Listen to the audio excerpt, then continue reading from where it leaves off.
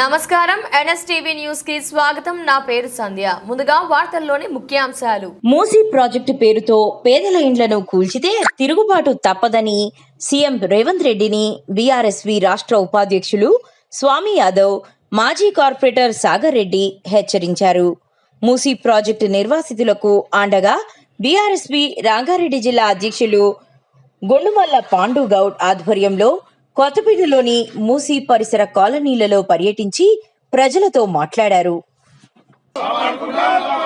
కాపాడుకుందాం మూసీ బాధితులను, కాపాడుకుందాం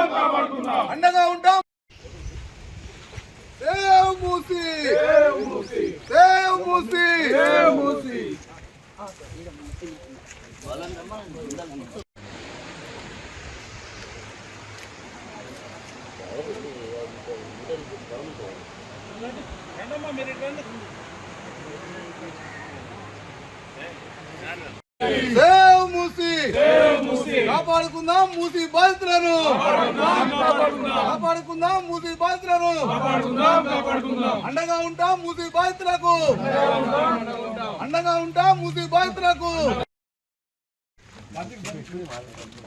నీళ్ళు పోతున్నాయమ్మా మొత్తం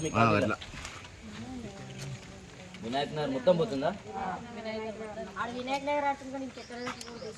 దాదాపు అంటే ఒక 600-700 ఇళ్ళు పోతున్నాయి.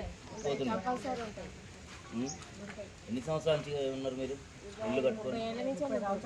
30 సంవత్సరాలకి వెళ్ళి పర్మిషన్లు అన్నీ ఉన్నాయి మీకు, కరెంటు, వాటర్ బిల్లు, ట్యాక్స్ అన్నీ కడుతున్నారు.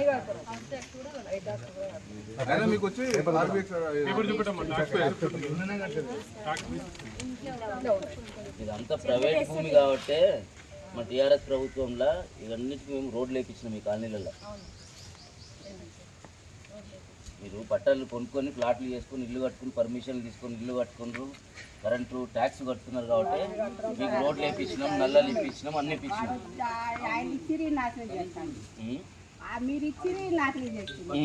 కాంగ్రెస్ ప్రభుత్వం వచ్చింది, మొత్తం దాదాపు 10,000 ఇల్లు కూలగొట్టాలని వాళ్ళు నిర్ణయించుకున్నారు.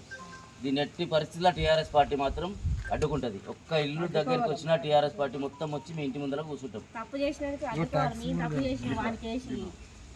ఏంది ప్రాపర్టీ ట్యాక్స్ లేటెస్ట్ మీ ఇల్లు మీది కాకుంటే ప్రాపర్టీ ట్యాక్స్ కట్టమని మీకు ఎందుకు పంపిస్తారు? ప్రాపర్టీ ట్యాక్స్ కట్టండి అంటే మీ ప్రాపర్టీ అనే కదా, మీరు ప్రాపర్టీ ట్యాక్స్ కట్టమని. మీ ఇల్లు గుంజుకోనికే వాళ్ళకి ఎక్కడుంది హక్కు? కాంగ్రెస్ ప్రభుత్వానికి ఓటేసి గెలిపించి తప్పు అని చేసింది కేసీఆర్. రేవంత్ రెడ్డి మళ్ళీ అడగమని వచ్చి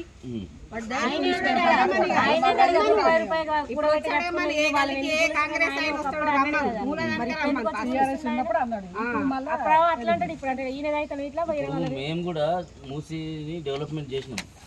కింద పార్క్ లాగా మంచిగా వాకింగ్ అంబర్పేట చౌరస్తా నుంచి నాగోల్ చౌరస్తా వరకు 6 కోట్ల రూపాయలతోటి మేము పార్కులు కట్టినాం, వాకింగ్ ట్రాక్ కట్టినాం 6 కోట్లతోటి. వీళ్ళు ఇప్పుడు 1,50,000 కోట్లు పెట్టి కడతా అంటున్నారు. అంటే 1,50,000 కోట్లు కడుపులో మింగాలని అందరం అడ్డుకోవాల్సిందే. మీరు ఏం కట్టుకున్నా మన ప్రభుత్వాన్ని మనం హెచ్చరించేది ఒకటే. నేను చెప్పేది ఏంటంటే మీరు ఏమన్నా డెవలప్మెంట్ చేసుకోండి, మూసి లోపల చేసుకోండి, మూసి దాటి బయట కాలనీలకు రావద్దు.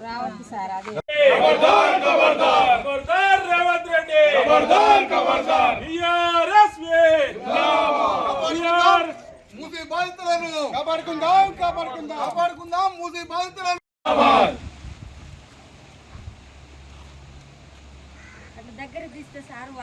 మూసీ బాధితులను కాపాడుకుందాం, మూసీ బాధితులను. కొనుక్కున్నాం ఇండ్లు, కొనుక్కున్నాం, రిజిస్ట్రేషన్ చేయించుకున్నాం, ఇండ్లు పన్ను కడుతున్నాం.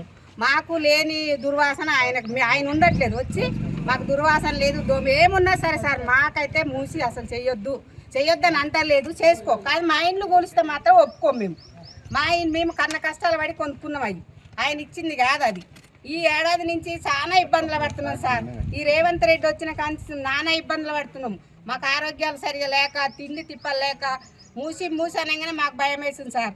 ఎవరైనా మా ఇంట్లో జోలికి వస్తే మాత్రం సార్ మా మించి తొక్కుకుంటూ పోయినా చేసుకోమని, కానీ మా ఇంట్లో జోలికి మాత్రం రావద్దు.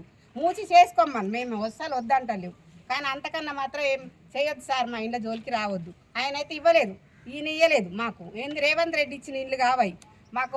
మేము కష్టపడి కొనుక్కున్నాం ఇల్లు, అంతే సార్.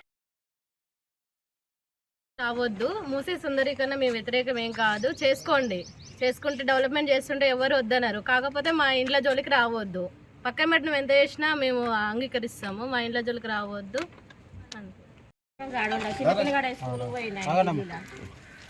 మూసీ నిర్వాసిత బాధితులకు అండగా ఈరోజు బీఆర్ఎస్వి పార్టీ ఆధ్వర్యంలో విద్యార్థి విభాగం తరఫున, రంగారెడ్డి జిల్లా విద్యార్థి విభాగం తరఫున ఈరోజు పోరుబాట కార్యక్రమం కొత్తపేట డివిజన్లో నిర్వహించడం జరుగుతుంది. ఈ కార్యక్రమంలో భాగంగా ఈరోజు మూసీలో ఇండ్లు కోల్పోతున్నటువంటి వారిని పరామర్శించడానికి ఇంటింటికి మేము వెళ్ళి వారికి అండగా ఉంటామని చెప్పేసి బీఆర్ఎస్ పార్టీ తరఫుకెళ్ళి మేము అండగా ఉంటామని చెప్పేసి వాళ్ళకు ధైర్యం నింపడానికి ఈరోజు మేము పార్టీ తరఫున ఇక్కడికి వచ్చాము. దాదాపు భారతదేశంలోనే అతిపెద్ద స్కామ్ జరగబోతుంది. అదే 1,50,000 కోట్ల రూపాయల స్కామ్, మూసీ స్కామ్. ఇది చరిత్రలో నిలిచిపోతుంది. టీఆర్ఎస్ ప్రభుత్వంలో 16,600,000తో మూసీ శుద్ధీకరణ పనులను చేపట్టాలని టీఆర్ఎస్ పార్టీ ఎస్టిమేషన్ వేసింది. కాంగ్రెస్ పార్టీ దీనిని 1,50,000 కోట్లకు పెంచి, అంటే దాదాపుగా 1,34,000 కోట్ల రూపాయల స్కామ్కు కాంగ్రెస్ పార్టీ తెరదించింది. దీన్ని మేము ఖచ్చితంగా టీఆర్ఎస్ పార్టీ అడ్డుకుంటుంది. ఒక్క ఇల్లు కూడా ఇక్కడ టీఆర్ఎస్ పార్టీ ఒక్క ఇంటిని కూల్చినా సహించేది లేదు. గతంలో టీఆర్ఎస్ ప్రభుత్వంలో మేము కూడా ఇక్కడ కార్పొరేటర్ ఉన్నప్పుడు నాగోల్ బ్రిడ్జ్ నుంచి అంబర్పేట్ బ్రిడ్జ్ వరకు కేవలం 6 కోట్ల రూపాయలతో ఇక్కడ వాకింగ్ ట్రాక్ కట్టించాము, మరియు పార్కుల సుందరీకరణ చేశాము. ఇప్పుడు వీళ్ళు దాదాపు 44 కిలోమీటర్లకి 1,50,000 కోట్ల బడ్జెట్ కేటాయిస్తున్నారు. 6 గ్యారెంటీల అమలుకు పైసలు లేవు, కానీ 1,50,000 కోట్ల రూపాయలు ఎక్కడికి వెళ్ళి వస్తున్నాయి ఈ ప్రభుత్వానికి. అదేవిధంగా 6 గ్యారెంటీలతో పాటు రిటైర్డ్ అయిన ఎంప్లాయీస్కి ఇంతవరకు పింఛన్ డబ్బులు ఇవ్వడం లేదు. వాళ్ళు రిటైర్డ్ అయ్యి దాదాపు 35 సంవత్సరాలు గవర్నమెంట్కి సర్వీస్ చేసి ఈరోజు తలలు బాదుకుంటున్నారు, ఆత్మహత్యలు చేసుకుంటున్నారు రిటైర్డ్ ఎంప్లాయీస్ కూడా. వాళ్ళందరికీ ఇవ్వడానికి డబ్బులు లేవు, కానీ 1,50,000 కోట్ల రూపాయలతోటి స్కామ్ చేయడానికి మాత్రం మన కాంగ్రెస్ ప్రభుత్వంకి డబ్బులు ఎక్కడి నుంచి వస్తున్నాయని ఈ సందర్భంగా మేము డిమాండ్ చేస్తున్నాము. జై తెలంగాణ. నుంచి 14వ తారీఖు వరకు బీఆర్ఎస్ ఆధ్వర్యంలో మూసీ పోరుబాట అనే కార్యక్రమం చేపట్టినాం. ఎందుకంటే మూసీ ముసుగులో ఈ రాష్ట్ర ప్రభుత్వం, ఈ రేవంత్ రెడ్డి సర్కారు 1,50,000 కోట్ల స్కామ్కు తెరలేపింది. మా బీఆర్ఎస్ పార్టీ తరఫున కానీ, బీఆర్ఎస్ విద్యార్థి విభాగం తరఫున కానీ మేము మూసీ ప్రాజెక్టు వ్యతిరేకం కాదు. మూసీని సుందరీకరణ చేయి, కానీ మూసీ పేరు మీద లూటికి పాల్పడదని చెప్పి ఈ రాష్ట్ర ప్రభుత్వాన్ని హెచ్చరిస్తూ ఉన్నాం. అదేవిధంగా మూసీ ముసుగులో పేదల ఇళ్లను కూల్చుతుందని చెప్పి హెచ్చరిస్తూ ఉన్నాం. పేదల ఇళ్లను కూల్స్తే బీఆర్ఎస్ పార్టీ అండగా ఉంటుంది. ఒక్క పేదోళ్ళ ఇంటిగా కూల్చినా కూడా బీఆర్ఎస్ పార్టీ వచ్చి ఆ ఇంటికి కాపలా కాస్తారని కూడా తెలుపుతున్నాం. అదేవిధంగా ఈ రాష్ట్ర ముఖ్యమంత్రి ఇక్కడనేమో బుల్డోజర్ రాజ్యం తీసుకొస్తాడు, అక్కడ ఢిల్లీనేమో రాహుల్ గాంధీ ఏమో మేము బుల్డోజర్కి వ్యతిరేకం అంటాడు. మరి ఏది నమ్మాలి? ఈ రాష్ట్ర ముఖ్యమంత్రి నరేంద్ర మోడీ చెప్పినట్టు నడుచుకుంటుండా, రాహుల్ గాంధీ చెప్పినట్టు నడుచుకుంటుండా? ఈ రాష్ట్ర ప్రజానికం కానీ, ఈ రాష్ట్ర ముఖ్యమంత్రి వర్గంలో మంత్రులు కానీ ఆలోచించవలసిందిగా కోరుతా ఉన్నాం. ఎట్టి పరిస్థితుల్లో మూసీ సుందరీకరణ చేయి. మూసీ సుందరీకరణ ముసుగులో ఏదో అవినీతికి పాల్పడుతున్నావో, లూటికి పాల్పడుతున్నావో, నీ స్కామ్కి పాల్పడుతున్నావో ఆ స్కామ్కి వ్యతిరేకము. మా ఆయాంలో మా ప్రభుత్వంలో ఉన్నప్పుడు దీనికి డిపిఆర్ కూడా సిద్ధం చేసినాం. కేవలం 16,600 కోట్లతో అయ్యే వ్యయాన్ని ఇలా 1,50,000 కోట్లకు తీసుకొస్తున్నావు. దేనికి తీసుకొస్తున్నావు? ఇలా కనీసం ఒక డిపిఆర్, ఏదైనా ప్రాజెక్టు చేయాలంటే ఒక డిపిఆర్ ముందు రావాలి. ఆ డిపిఆర్ బయట పెట్టకుండా నువ్వు ఇలా టెండర్లకు ఎట్లా వెళ్తున్నావు అని చెప్పి మా బీఆర్ఎస్ విద్యార్థి విభాగం తరఫున మిమ్మల్ని అడుగుతా ఉన్నాం. నీకు నిజంగా చిత్తశుద్ధి ఉంటే, మూసీ ప్రాజెక్టు సుందరీకరణ చేయాలని నీకు ఆలోచన ఉంటే ఫస్ట్ డిపిఆర్ని బయట పెట్టు. నువ్వు ఏం చేయాలి, ఏడికి చేస్తున్నావు? దీనివల్ల ఉపయోగం ఏంది? పేదల ఇల్లు కూల్స్తావా, కూలవా? ఒకవేళ దీని యొక్క ఎంతవరకు మీటర్స్ మార్జిన్ తీసుకోబోతున్నావు? అది బయట పెట్టకుండా నేను ఉట్టిన 1,50,000 కోట్లతో తీస్తా, ఒకసారి 50 మీటర్లు అంటావు, ఒకసారి 100 మీటర్లు అంటావు. దీనివల్ల ఒక 3,200 చిల్లర ఎకరాల భూమిని సేకరిస్తున్నావు. ఈ 3,200 ఎకరాల భూమిని ఎవరికి దారదత్తం చేయడానికి ఇస్తాము?